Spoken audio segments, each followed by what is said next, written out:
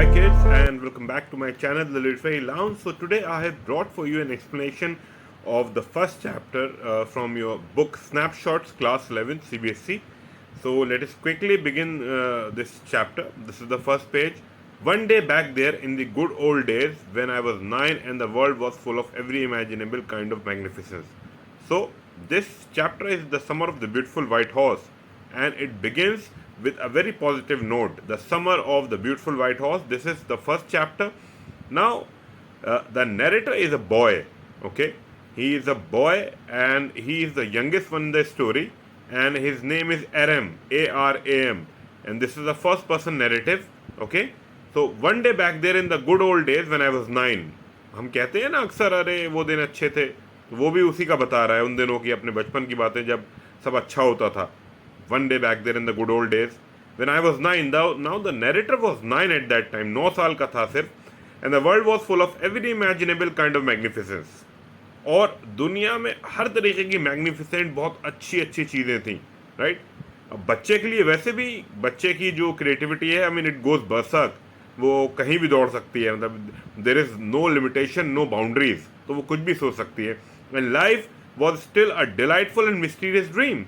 और छोटेपन में क्योंकि जिम्मेदारियां नहीं होती, रिस्पॉन्सिबिलिटीज़ नहीं होती, पढ़ाई का भी इतना बोझ, और ख़ास तौर से जिस बच्चे की यहाँ बात हो रही है वो तो स्कूल भी नहीं जाता था, तो उसके लिए तो लाइफ बहुत डिलाइटफुल चीज़ थी. And it was full of mysteries. Right. It was like a dream. My cousin Mourad who was considered crazy by everybody who knew him except me. अब इसका कज़न है एक मुराद. ओके. तो मुराद को सब पागल समझते थे, सब पागल कहते थे एक्सेप्ट हिम. ये नहीं समझता था उसे पागल, क्योंकि उसे पता था वो पागल नहीं है. He is just special. Murad special था. He was not crazy. Who was considered crazy by everybody who knew him except me. Came to my house at 4 in the morning and woke me up tapping on the window of my room. Tapping. Like this. Tapping. He tapped on his window. उसने window पे आके tap किया. कितने बजे? सुबह 4 बजे. इतनी सुबह कौन आके दरवाज़ा खटखटाता है या खिड़की खटखटाता है? लेकिन मुराद ने ऐसा ही किया. Aram, he said. बाहर से उसने आवाज़ लगाई. किसने? मुराद ने. I jumped out of bed and looked out of the window. अभी कूद पड़ा कि भाई इतनी सुबह कौन आ गया, और इसने खिड़की से देखा बाहर.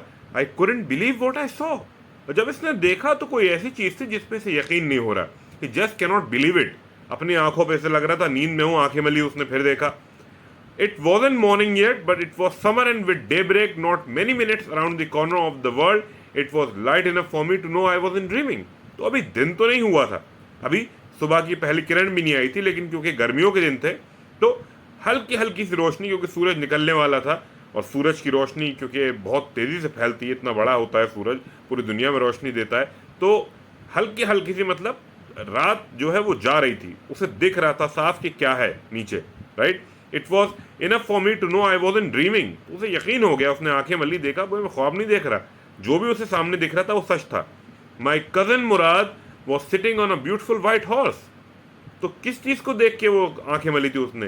उसका जो कजिन था वो एक सफ़ेद रंग के घोड़े पे बैठा हुआ था, बहुत ही खूबसूरत घोड़ा. He was sitting on a beautiful white horse. I struck my head out of the window and rubbed my eye. अब उसने सर बाहर निकाला, फिर आंखें मली उसने दोबारा.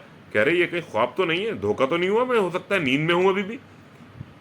Yes he said in Armenian. अब मुराद बोला अपनी ही लैंग्वेज में, अर्मेनियन में.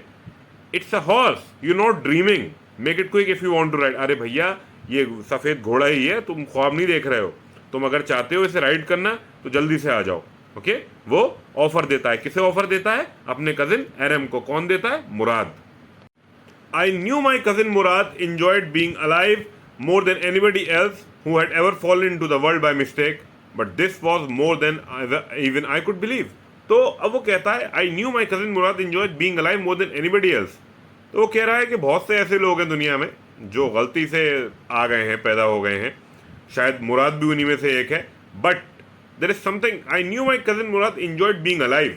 कुछ लोग होते हैं जो उसके बाद भी अपने, I mean they make the most out of their life. वो अपनी लाइफ को एंजॉय करते हैं. They actually live.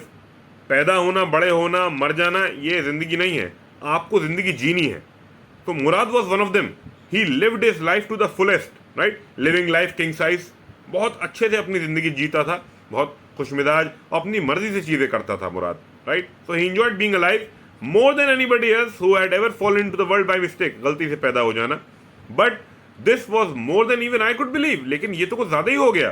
मतलब ठीक है, आप लाइफ एंजॉय कर रहे हैं, लेकिन एक सफेद घोड़ा होना क्यों लग रहा है उसे? क्योंकि सफेद ये बहुत गरीब ट्राइब के थे ये लोग, और सफेद घोड़ा यूजुअली जो अरब हॉर्सेस होते हैं सफेद पूरे प्योर वाइट, वो बहुत महंगे होते हैं, तो इनकी औकात नहीं थी कि वो ऐसा सफेद घोड़ा खरीद पाए, इसीलिए एरम उस पर बिलीव नहीं कर पा रहा था। In the first place my earliest memories had been memories of horses and my first longings had been longings to ride. अब एरम भी मुराद की तरह घोड़सवारी बहुत पसंद करता था, horse riding. I mean they were in love with horse's, दोनों ये भाई कजिन दीवाने थे घोड़ों के। इन the first place my earliest memories, तो उसे बहुत पहले से याद है कि वो हमेशा से चाहता था कि उसके पास घोड़ा हो। Had been memories of horses and my first longing, longing कहते हैं डिजायर को, चाह को, किसी चीज की चाह होना। किसकी चाह थी? घोड़े की, ताकि उस पर घोड़सवारी कर सकें, हॉर्स राइडिंग कर सकें। This was the wonderful part. What was the wonderful part? In the second place we were poor. Wonderful part ये था कि वो घोड़सवारी करना चाहता था, ये चाहता था घोड़ा हो, लेकिन अब दूसरी जो बात है सच वो ये था कि ये गरीब थे, और गरीब थे तो इनके पास घोड़ा हो नहीं सकता था। और इंसान की फितरत है, this is basic human nature, it is human psyche. जो चीज़ आपके पास नहीं होती आप उसे ही हासिल करना सबसे पहले चाहते हैं, जो है उससे आप संतुष्ट कभी नहीं होते। This was the part that wouldn't permit me to believe what I saw. और क्योंकि ये गरीब थे इसीलिए उसे अपनी आंखों पर यकीन नहीं हो रहा था कि मुराद एक सफेद घोड़े पे बैठा हुआ है। We were poor, we had no money, तो हम गरीब थे, हमारे पास पैसा नहीं था। और whole tribe was poverty stricken. और ये सिर्फ हमारी नहीं, हमारा पूरी जो ट्राइब थी, हमारा कबीला, पूरा समूह, हमारी जात का, उन सब में सब लोग गरीब थे। They were poverty stricken. Every branch of the Garoghlanian family was living in the most amazing and comical poverty in the world.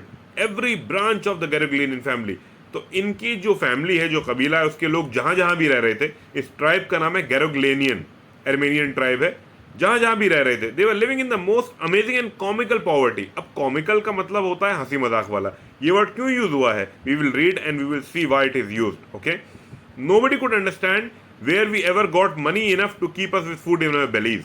तो ये इतने गरीब थे कि लोगों को ये भी समझ में नहीं आता था कि ये अपना पेट कैसे भरते हैं, इनके पास पैसा तो है नहीं, पता नहीं कैसे इनका घर चलता है।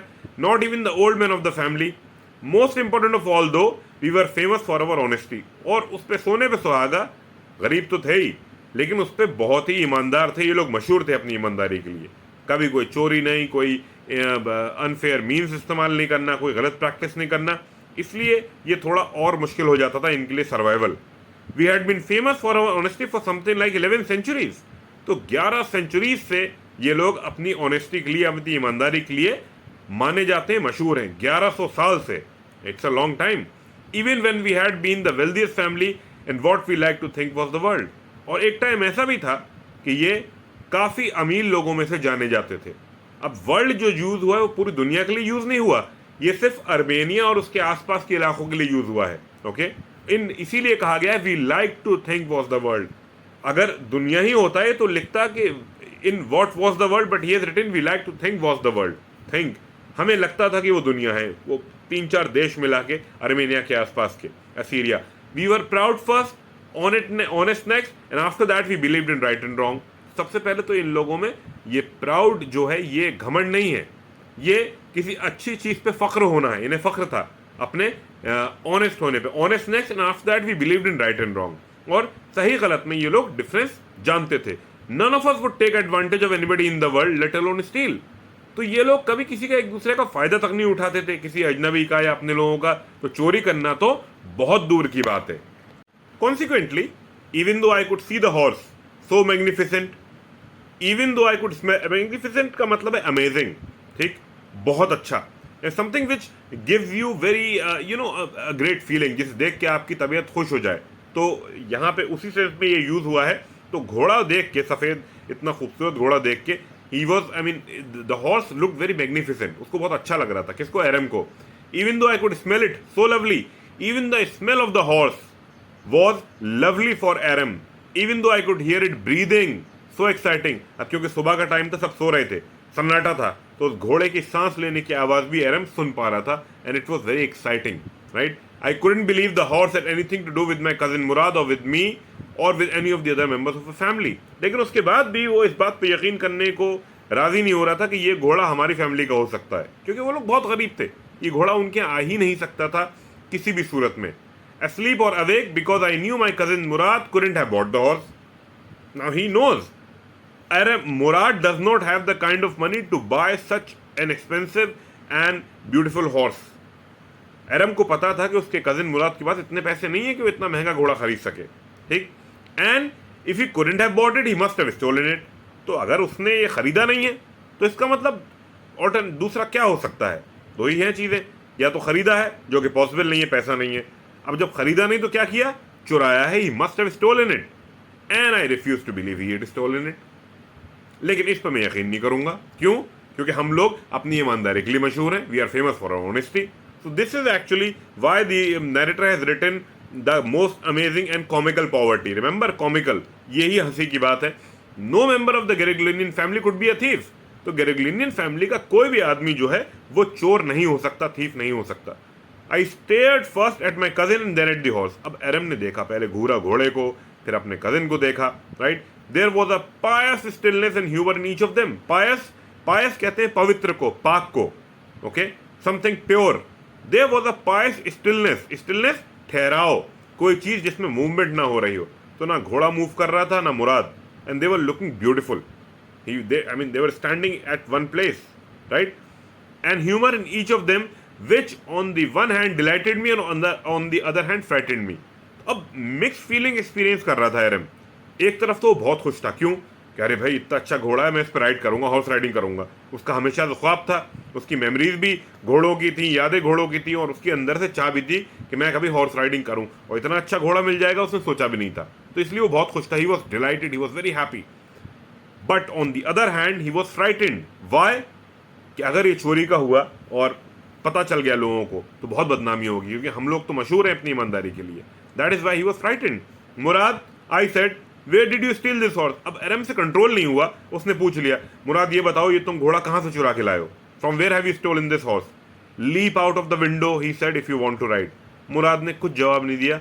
तो मैं अगर हॉर्स राइडिंग करनी है भाई साहब तो कूद के आ जाओ जल्दी से, यहीं से कूदाओ खिड़की से. It was true then he had stolen the horse. अब जब जवाब नहीं दिया मुराद ने तो एरम समझ गया कि ये चुरा के ही लाया है.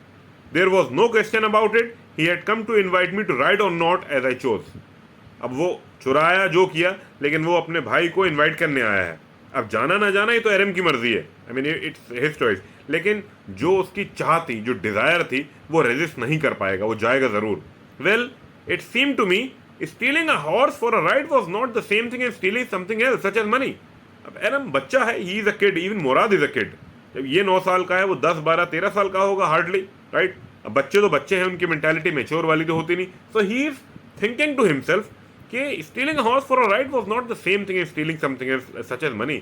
कह रहे हम कोई पैसा कोई चुरा रहे हैं, हमने तो घोड़ा सिर्फ राइड करने के लिए लिया, इसे चुराना थोड़ी कहते हैं. This is not stealing. For all I knew Maybe it wasn't stealing at all. ये चोरी है ही नहीं, ये चोरी वाली कैटेगरी में आती ही नहीं है. If you were crazy about horses the way my cousin Murad and I were, it wasn't stealing. अब वो कह रहा है जिस तरीके से आप लोगों को पता नहीं, you don't know, लेकिन अगर आपको पता हो कि मैं और मुराद कितना पसंद करते हैं घोड़ों को, how crazy we are about horses, then you will, I mean, know that it is stealing. ये चोरी नहीं है. This isn't stealing. हमने सिर्फ राइड करने के लिए लिया है, फिर हम वापस कर देंगे. It wouldn't become stealing until we offered to sell the horse. और जब तक हम घोड़ा बेचते नहीं हैं तब तक इसे स्टीलिंग नहीं कहा जाएगा. तो क्योंकि हम घोड़े को बेच नहीं रहे हैं, राइट, तो ये स्टीलिंग है ही नहीं. It wouldn't become stealing until we offered to sell the horse. हाँ, हम घोड़े को कहीं बेच दे ले जाके, तब तो हाँ मान लिया जाएगा. Then it is, I mean, agreeable कि हाँ हमने चोरी करी, राइट, हमने बेच के उसके पैसे खा लिए. Okay, I knew we would never do. Which of course we would never do. I knew we would never do. लेकिन ऐसा हम कभी करेंगे नहीं, ये मुझे पूरा भरोसा है, मुझे पता है. Let me put on some clothes, I said. अब ऑब्वियसली रात में तो आदमी नाइट सूट, ट्रैक सूट में होता है, लोअर पहन के सो जाते हैं. तो उसने मुराद से कहा कि ओके रुको मैं आ रहा हूँ, चेंज करके आ रहा हूँ, कपड़े पहन लो. All right, he said, but hurry, I leaped into my clothes. अब यहाँ पे लीप्ड क्यों लिखा है? ये भी लिखा हो सकता था कि I mean put on my clothes. Leaped मतलब कूदा. लीप कहते हैं छलांग लगाने को. इसका मतलब है सिंबॉलिकल, इसका मतलब है जल्दी. He did it in a jiffy, in a hurry. बहुत तेजी से उसने कपड़े पहने. I jump down to the yard from the window and leaped up on to the horse behind my cousin Mourad. अब वो यार्ड में खिड़की से कूदा, और कहाँ कूदा? वो जो आगे आंगन सा होता है घर के, उसमें कूदा और चढ़ के बैठ गया मुराद के पीछे, घोड़े पे चढ़ गया. That year we lived at the edge of town on Walnut Avenue. तो उस साल ये लोग कहाँ रह रहे थे? बिल्कुल जो टाउन था उसके बिल्कुल किनारे पे, जो मतलब बाहर का एरिया था, आउटस्कर्ट, वहां पे वॉलनट एवेन्यू था, वहां पे ये लोग रह रहे थे.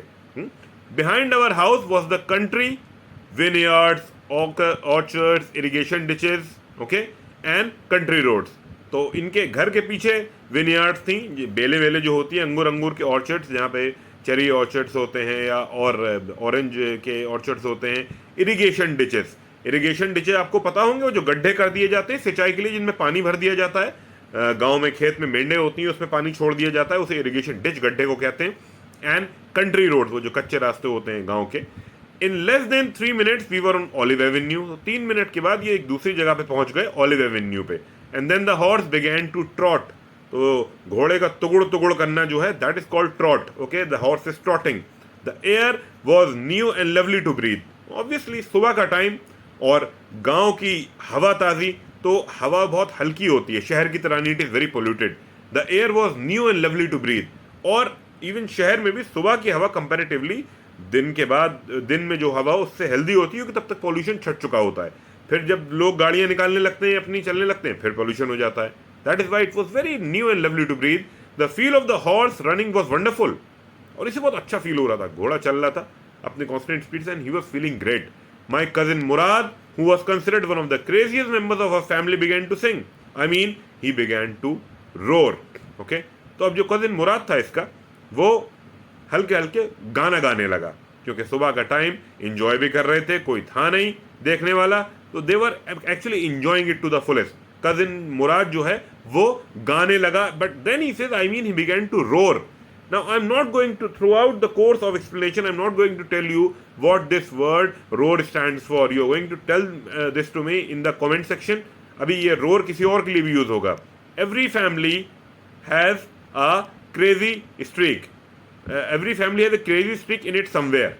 And my cousin Murad was considered the natural descendant of the crazy streak in our tribe. Her family में crazy streak मतलब crazy obviously पागलपन को कहते हैं. हर फैमिली में कोई ना कोई एक ऐसा निकल आता है जो थोड़ा सा खिसका हुआ होता है, तो जिसे लोग पागल समझते हैं. हर मतलब कुनबे में, फैमिली आपकी इमीडिएट फैमिली नहीं, पूरा कुनबा आपका जो है, right, the entire family tree, जिसमें हर किसी के मतलब 50 तो मिनिमम होते ही होते हैं, दूर के चाचा ताऊ सब सारे रिश्ते मिला लीजिए तो बहुत सारे हो जाएंगे. ओके, तो उसको मुराद को क्रेजी स्ट्रीक इस टाइप का माना जाता था, right. Before him was our uncle Khusro, और उससे पहले अंकल खुसरोफ थे, जिनको सब लोग कहते थे कि ये भाई he is crazy. An enormous man with a powerful head of black hair and the largest moustache in the San Joaquin Valley. This is not Joaquin, this is Joaquin.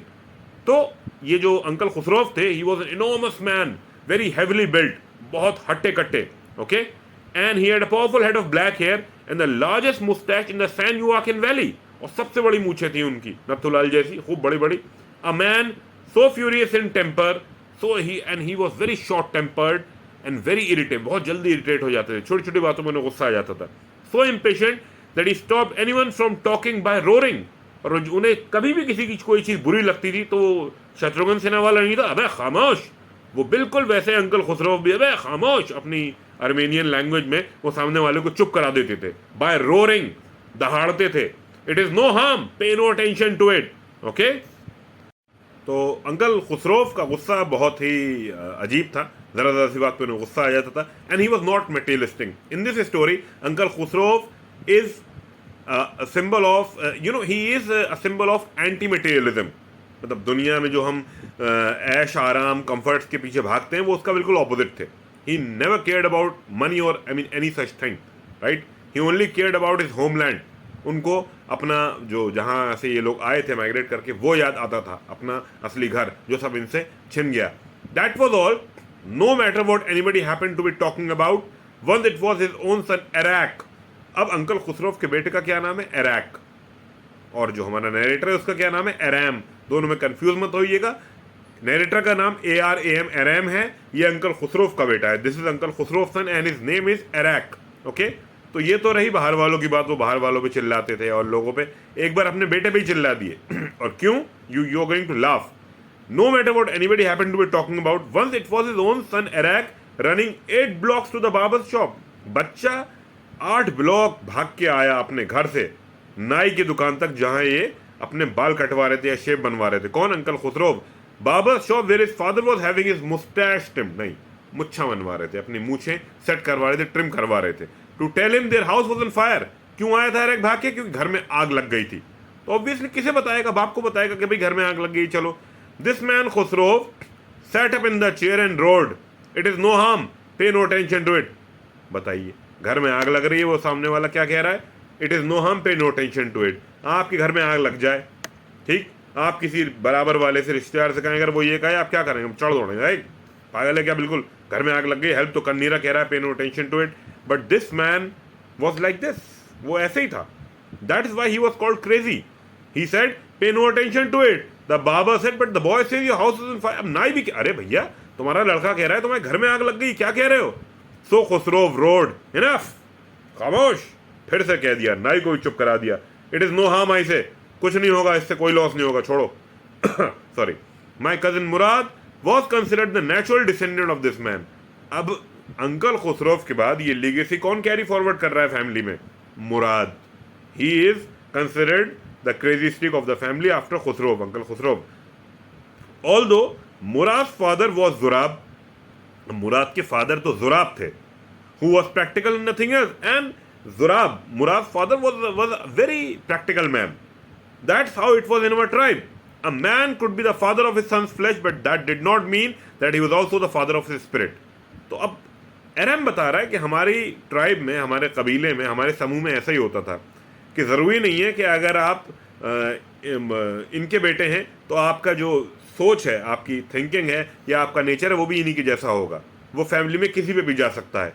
तो यहाँ पे उसने क्या एक्वायर किया अपनी ट्राइब से, और किससे एक्वायर किया? अंकल खुसरो से, मुराद ने। उनका जो क्रेजी नेचर था, शॉर्ट टेम्पर था, वो मुराद ने अंकल खुसरो से एक्वायर किया, ना कि अपने बाप से।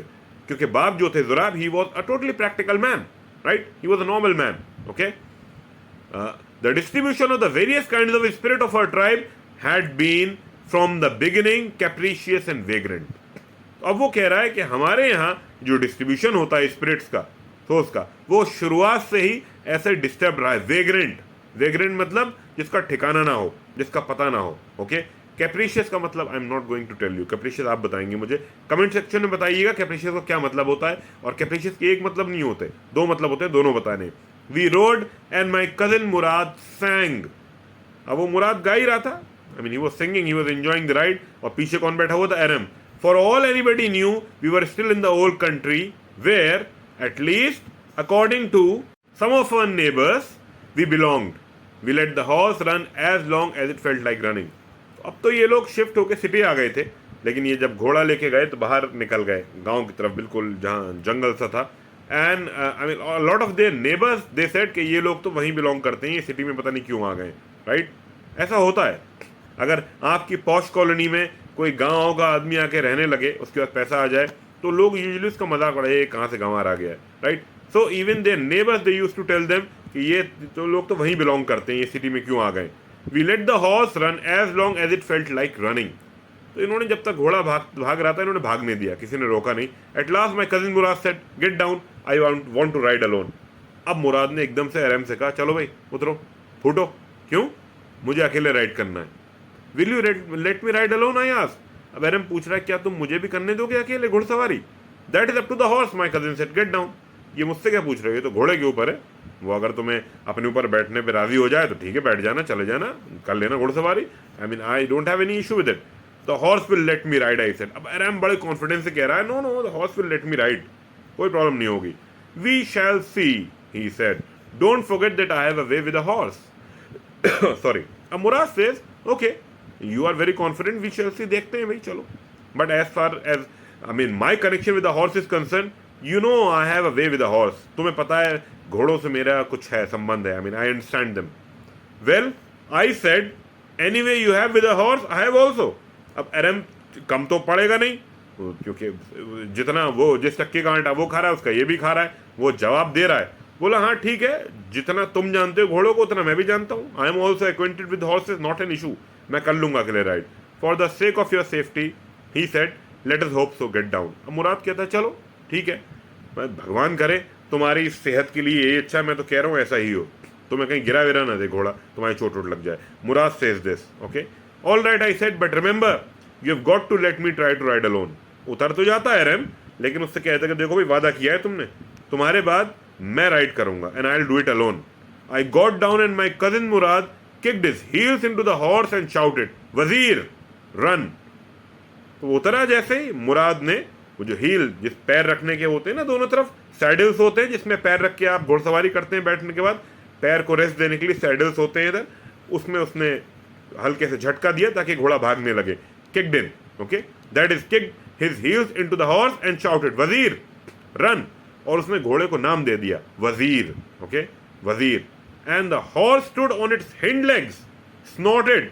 इतना कहना था कि घोड़ा जो है वो अपने हिंड मतलब पीछे वाले, पिछले जो दो पैर हैं उन पे खड़ा हो गया, मतलब अगले पैर हवा में उठा लिए उसने, राइट। स्नॉटेड मतलब नाक से बहुत तेज हवा छोड़ना, सांस छोड़ना, snorted and burst into a fury of speed that was the loveliest. So he burst into a fury of speed, बहुत तेजी से, बहुत ही तेजी से। वो मूवी आई थी ना फास्ट एंड फ्यूरियस, उसमें दिखाते हैं वो रेस, वो वहीं चटाक से बड़ी तेजी से गाड़ियां जाती हैं। In the same manner he started like a bullet, बिल्कुल गोली की रफ्तार से वो उसने भागना शुरू किया। That was the loveliest thing I had ever seen. तो अरम का कहना है कि मैंने इससे ज्यादा लवली चीज अपने जीवन में कभी देखी नहीं। It was beautiful, that scene was a scene to behold. मतलब उसका दिल कर रहा था उसे अपनी नजरों में, अपने इमेजिनेशन में उसे कैद कर ले। My cousin Murad raced the horse across the field of dry grass to an irrigation ditch. अब वो देख रहा था कि मुराद उसे पहले एक सूखी घास का मैदान था वहां ले गया, फिर वहां से वो जो इरिगेशन डिच था, जो गड्ढे थे इसमें पानी भरा हुआ था सिंचाई के लिए, उधर से होता हुआ cross the ditch on the horse, और छलांग लगा दी घोड़े ने उस डिच पे, उस डिच के ऊपर से, गड्ढे के ऊपर से। And 5 minutes later return dripping wet. 5 minute बाद वो घोड़सवारी करके वापस आ गया, भीग रहा था पूरा, ड्रिपिंग वेट, गीला हो रहा था। The sun was coming up, और अब सूरज भी निकलना सुबह ऑब्वियसली होना शुरू हो गई थी। Now it's my turn to ride, I said. Aram अपना जो उसने वादा लिया तो भूलेगा तो है नहीं कि चलो भाई मेरी बारी है। My cousin Mourad got off the horse, ride, he said. बोले अच्छा लो जाओ जाओ तुम घोड़सवारी करो आज। I lift to the back of the horse and for a moment knew the most awful fear imaginable. तो वो चढ़ तो गया घोड़े पे, बैठ गया, लेकिन कुछ फियर था, डर था किसी चीज का जिसको वो शब्द नहीं दे पा रहा था, अपनी लैंग्वेज में उसे बयान नहीं कर पा रहा था कि डर किस चीज का है। The horse did not move. अब घोड़े ने टस से मस नहीं किया, ना आगे बढ़ रहा ना कुछ कर रहा, वहीं के वहीं स्टैचू हो गया घोड़ा, बढ़ ही नहीं रहा। Okay, kick into his muscles, my cousin Murad said, what are you waiting for? Mourad, अरे भाई चलो हील्स मारो उसके पेट में, वो भागेगा आगे, किस चीज का इंतजार कर रहे हो? What are you waiting for? We have got to take him back before everybody in the world is up and about. हमें इसे वापस लेके जाना है भाई, इससे पहले कि सब उड़ जाए, सो के जग जाए। I kicked into the muscles of the horse, once again it reared snorted. इसने फिर पैर मारा उसके पेट में, किसने? एरम ने। लेकिन उसने फिर वो आगे जाने के बजाय थोड़ा पीछे हो गया घोड़ा, थोड़ा सा पीछे। It means he was not willing to go. इसका मतलब क्या था कि घोड़ा आगे जाना नहीं चाह रहा था। He was not happy because Aram was riding him. और स्नॉटेड, वही उसने सांस छोड़ी बहुत तेजी से। Then it began to run, लेकिन उसके बाद फिर घोड़े ने भागना सॉरी शुरू कर दिया। I didn't know what to do. Instead of running across the field to the irrigation ditch, the horse ran down the road to the vineyard of Dikran Halabian. तो जैसे कि मुराद गया था, पहले वो ड्राई ग्रास की फील्ड थी, फिर इरिगेशन डिच पे से कूद के वहां नहीं गया घोड़ा। घोड़ा अपने आप कहां चला गया? एक बेल थी पहले, अंगूरों की बेल, एक आदमी है डिक्रन हेलेबियन फार्मर, उसके बहुत सारी एक बाग था जिसमें बेलें थी, वहां चला गया घोड़ा भागता हुआ। Where it began to leap over vines, तो बेलों के ऊपर से छलांग लगाने लगा। The horse leaped over 7 vines before I fell. घोड़ा 7 बेलों के ऊपर से कूदा, उसके बाद एरम संभाल नहीं पाया, एरम फेल डाउन। एरम भाई साहब नीचे गिर गए। Then it continued running. और एरम को गिरा के घोड़ा निकल लिया, भागता रहा। My cousin Murad came running down the road. I am not worried about you. कह रहा मुझे तुम्हारी फिक्र नहीं है, समझ में आ रही है? He shouted, we've got to get that horse. हमें उस घोड़े को पकड़ के लाना है, पता नहीं कहाँ भाग गया है। You go this way and I'll go this way. If you come upon him, be kindly, I'll be near.